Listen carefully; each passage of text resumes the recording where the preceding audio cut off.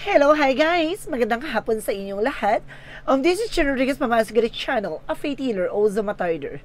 So ngayong hapon, natutugin natin sabihin sa iyo ng ating mga gabay. So this is a monthly gabay for the month of January 2025 for the sign of Aries. So Aries, welcome to my channel. Ano kayang messages, advices, and spirit guides ang ating masasaga for today's video? Kanino kayang energy or kaganapan sa buhay ng mga Aries ang ating mga hagilap? So guys, this reading is a journey lamang, hindi lahat makaka-resonate, kunin lamang po makaka-relate sa inyo.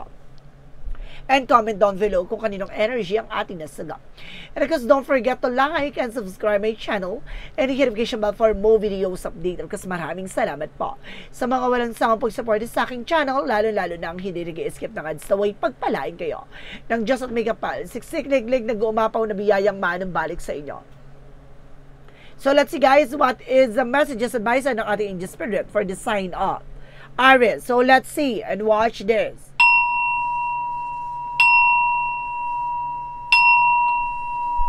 Ano kaya kaganapan sa buhay ng mga Aries signs ang ating mga ginap? So guys, eto na, tunghayan na natin yan. Angel Spirit, please give me information po. So this is something magician, manifestation. May mga bagay na unti-unti mo na ma-manifest. May mga bagay na may unti-unti mo na may isa sa katuparan, no? May mga bagay na unti-unti nang ibibigay sa'yo, no? There's something, a wish coming true with a magician. And there's something, a power and an authority. Now, you can create a situation and you have the power to change it. No? And this is something, the Knight of Pentacles with something as security. Maging secure ka pagdating sa finances, no? Pangalaga at protectionan mo. Kung ano naman yung mga bagay na pinaghirapan mo. And this is something that Eight of Pentacles. So, there's something focus pagdating sa trabaho, negosyo, hanap buhay mo. Na kailangan,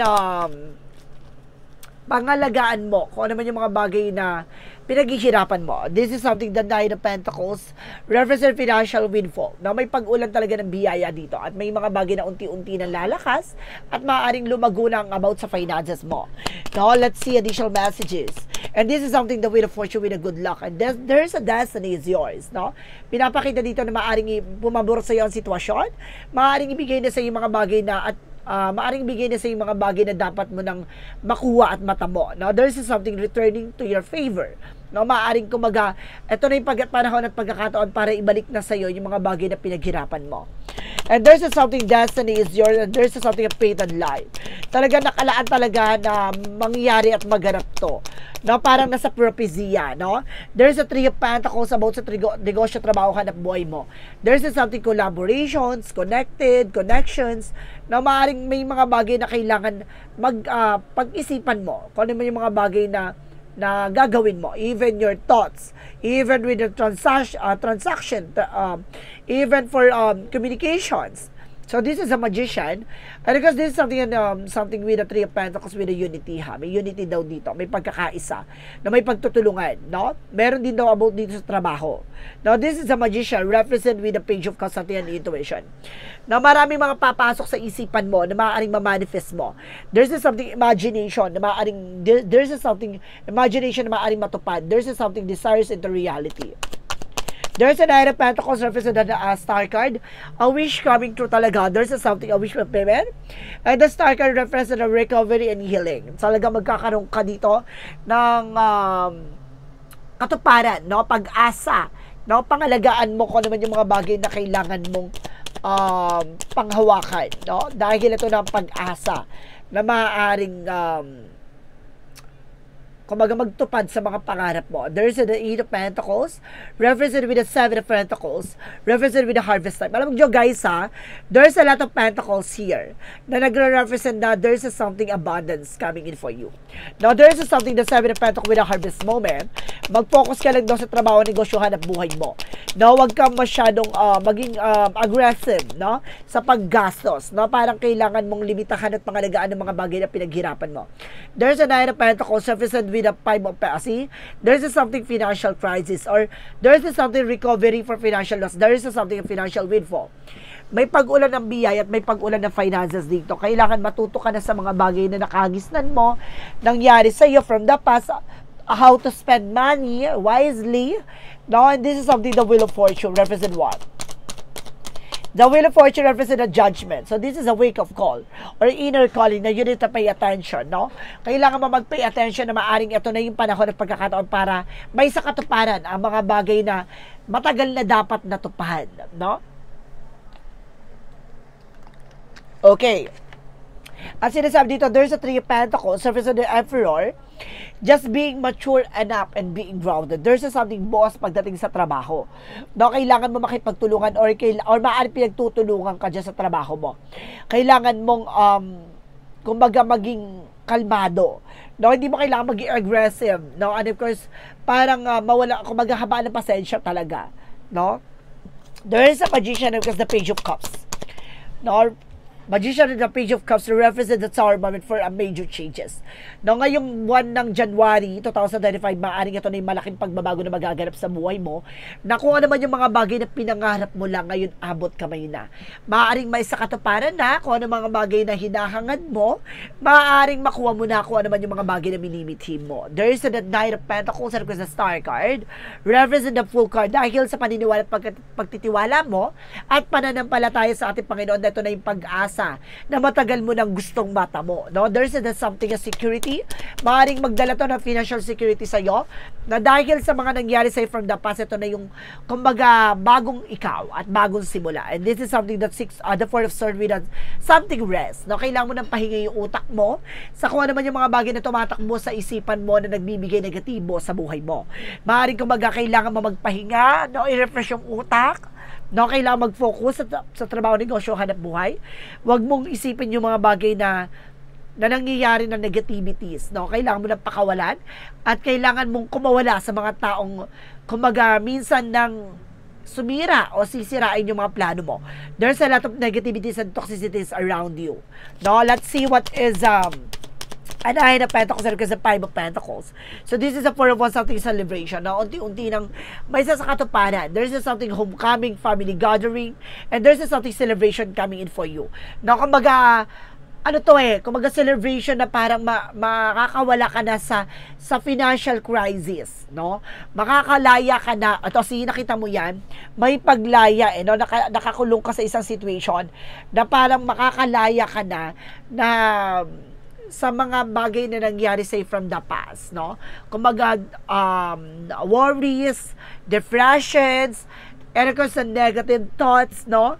Kumbaga, feeling mo sa bawat eksena, parang feeling mo kalaban mo lahat. No, feeling mo pinagkaitan ka ng langit at lupa, but eventually ito ay kumbaga proseso paano ka hubugin ng ating Panginoon. Now, let's see what is the Wheel of Fortune and the Judgment. So this is something that ways you want something, a new project and new plans, no? Dito papasok ang mga panibagong eksena, no? Dito papasok ang mga pagtupad sa mga pangarap mo. Ito yung mga bagay na maaaring magdala sa iyo ng bagong simula, no? Kumbaga, may mga bagay na pinakita sa iyo o pinasilip sa iyo ang ating pong may kapal na isang hakbang patungo sa tagumpay. So let's see now what is the Three of Pentacles because the Emperor represent with the Knight of Wands for slowly but surely. No? Maging mahinahon ka, huwag ka maging padalos-dalos sa mga bagay o binibitawan mo salita dahil hindi lahat ng mga tao sa paligid mo ay pagkakatiwalaan mo. Maging mature ka sa bawat action na gagawin mo at maging mature ka sa lahat ng iisipin mo. So let's see what is the outcome. Ang pinaka-outcome is the Six of Swords with the transition. At unti-unti ka na makakaalis sa situation mo. There's the King of Wands, ambition, no? Kailangan titingnan mo yung possibilities. Dapat titingnan mo yung mga kahihinatnan na mangyayari sa buhay mo. No? Huwag kang, kumaga, bahala na, ganto ganyan. Huwag kang ganon. Kailangan pag-usin mo yung perspective mo na kailangan na alam mo yung kahihinat na gagawin mo, consequences. And this is something the High Priestess for unexpected moment. Lagi mong titignan na there's something unexpected shift, no? Na mangyayari sa buhay mo. Lagi mong pakakatandaan na bawat eksena may mga biglaang pagbabago. Kaya dapat handa ka for the outcomes, diba? Kasi there's a possible na maaari ma-reject ka, maaari ma-disappoint ka. Kailangan marunong ka tumanggap lahat ng mga bagay na yon. So let's see what is additional messages for Yin and Yang Oracle card. For Yin and Yang Oracle card, represent what? I represent with assistance. Now, there's a spirit guides and guidance here na maaaring ginagabayan ka ng ating mga angel spirit. And this is something, ayun, and yung reference na revert, no? Ito na yung panahon at pagkakataon para mabuhay ka ulit, no? Parang, kumbaga, there's something a second chances. O maaaring this is something revert for your own. Na maaaring bubuhayin yung katawan lupa mo o babubuhayin ulit o sigla ng buhay mo. No? Parang, kumbaga, ito yung panahon at pagkakataon, may pag-asa pa na muli kang bumangon. And this is something that vanity and pride, alisin mo yung bisyo at alisin mo ang luho, no, sa buhay mo. Kasi pag hindi mo inalis yan, yan ang magpapabagsak sa iyo. For a magical fairy messages, represent what? So this is a spiritual teachers. So there's a spiritual guidance. Kailangan man taong tutulong sa iyo, there's something a guidance or a trainer or either teacher na gagabay sa iyo or either kailangan mo ng albularyo na tutulong sa iyo para mabasag ang nagsisilbing negatibo sa buhay mo. And admit your true feelings to yourself, no? Kumbaga tanggapin mo yung mga bagay o katotohanan sa sarili mo. Iwasan mo magpanggap, iwasan mong kumbaga pipilit yung isang bagay na wala ka naman. Ganon. Kailangan, kung ano man yung mga bagay na meron ka, yun lamang po ang yung mga bagay na iyong ipakita. No? Huwag mong, kumbaga, pilitin, no? Na magkaroon ng isang bagay na wala ka naman. Na, kumbaga, iyayabang lang. Iwasan mo yung ganon. No? Let's see what is the synchronicities. And there is a fall. No? Kumbaga, may mga bagay na kumbaga, lahat ng mga bagay na mangyayari sa iyo, ibibigay sa iyo kapag para sa iyo talaga fall, no? Into the pieces. Talaga ibibigay sa iyo kung sabi yung mga bagay talagang para ka dyan, para ka dyan. Request sa dito, there's something in beauty, no? May kagandahan talagang mangyayari sa buhay mo, and there's something bravery. Kailangan mo lang maging matapang, maging malakas, and this is something a spiritual guidance. Double clarification, guys, ha? May spiritual teacher and the spiritual guidance. So, kailangan mo ng albularyo dito, guys. Or kailangan mo ng mentor or either spiritual kumbaga guider or either guidance na tutulong sa iyo, no, para mawaksi o mabasag tong negatibo sa buhay mo, no. Mayroon talagang maaring nagbibigay balakid, no, para sa pag-abot ng mga pangarap mo, kaya nagkakaroon ng delays, cancellations, maaring may mga open portal sa bahay nyo, nagkikreate ng negativities, no, may mga ganong agenda. So let's see what is the Romance Angels represent without parties. Now, some of you, there's something parties here, or either having fun, kailangan mo magsaya, magliwaliw, and there's something of finances and future. No? There's a mind of money. No? Ibig sabihin dito, kumbaga pinapakita na bahagi talaga ng buhay mo ang magandang bukas at magandang buhay. Kaya kailangan maganda ka na lahat ng mga bagay sa iyo ay nakalaan para sa iyo talaga. No, may magandang bukas na nakalaan para sa iyo. Kailangan mong maging masaya kahit anong mga bagay na nangyayari sa iyo. No, iwasan mong magbalungkot o iwasan mong i-down yung sarili mo. So let's see what is the chakra messages. What is the chakra messages represent what? And there is a gossip, no? Meron dito mga chismosa, marites, no? Kumbaga, alisin mo yung mga ganon, no? Kailangan mong, kumbaga, hindi makinig sa mga chismosa at marites sa buhay mo or may mga bagay na pinagchichismisan ka. O iwasan mo yung makipagchismisan. There's a mysticism. Ay! Oh my God, may nagdadasal sa'yo talaga dito, guys. Misteryo. There's a something evil eye. No? Pinagdadasal na pabagsakin ka. There's a something bad karma. No, dinadasal na maaring malasin ka, maaring, kumbaga, lahat ng mga mangyayari sa iyo ay hindi mo makuha. Inggit, Tera. Additional Archangel Michael. Kaya pala double clarification with the spiritual guidance. Kailangan mo talaga ng tulong ng ating gabay. May kulam ka. Uri ng kulam po yung isang pampabagsak sa pamumuhay at pampabagsak sa negosyo hanap buhay. No, mayroong uri ng kulam na para malasin ka, para pabagsakin ng iyong pangkabuhayan. And this is something lean on God and angel support. No, nandito ang ating Panginoon, ginagabay at sinusuportahan ka, and there's a be gentle with yourself, no? Kailangan wag mong pinipressure yung sarili mo, keep going, and of course, magpatuloy ka, no? Wag kang magpapadistract o wag kang magpapagulo sa mga nangyayari sa'yo. For Archangel Raphael messages, represent with the sunlight. No, kailangan mo nalaga dito ng liwanag. Or kailangan mo magpa-araw dito, guys. No, there's something, listen to your intuitive feelings. So, kailangan mo makinig sa gut feeling mo. For additional messages with an angel spirit, guys. And there's a speaker. Ay, double clarification. Meron talaga magawa ng orasyon sa'yo, guys. May speaker here, oh, and there's a something prayer here na nagre-represent with an orasyon. Now, there's a something evil eye. And there's a career, no, magpapabago ng career mo dito.